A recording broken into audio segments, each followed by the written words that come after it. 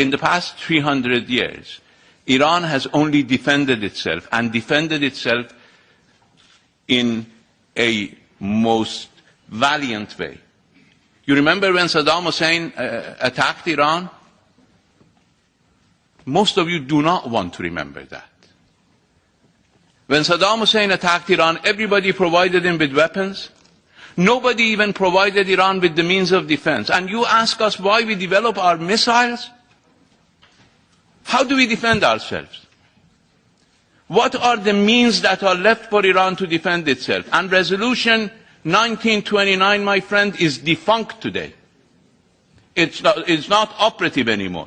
Today we have Resolution 2231, which does not make Iran, but just calls upon Iran, it's no longer mandatory, not to produce missiles that are designed to be capable, not capable, designed to be capable of carrying nuclear weapons. We do not have nuclear warheads, so we are not designing anything to carry nuclear warheads that we do not have.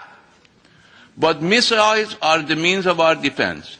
If you're concerned about military expenditures, go talk to your governments not to sell so much military hardware to our region. $130 billion worth of military hardware is being sold to the Persian Gulf region alone. This is not my figure, this is Secretary John Kerry's figure. And the highest estimate of Iranian military expenditure is $15 billion. And we have a population of all those countries combined together. We have armed forces which exceeds their armed forces combined together, but we spend the 10th of their military expenditure. We are entitled to our defense within the norms of international law. But we are prepared to cut defense spending in the region mutually, not one-sided. We are already spending a fraction of what others are spending on military hardware. So if missiles are the means of our defense, we're not targeting anybody. We're targeting anybody who attacks us, so that they won't attack us. Because we were attacked and everybody stayed quiet. We were bombarded with chemical weapons and everybody kept their mouths shut for 8 years. Maybe you want to forget it. We can't. We can't forget it in Iran. We can't forget the fact that I went to the President of the Security Council. This is a personal experience.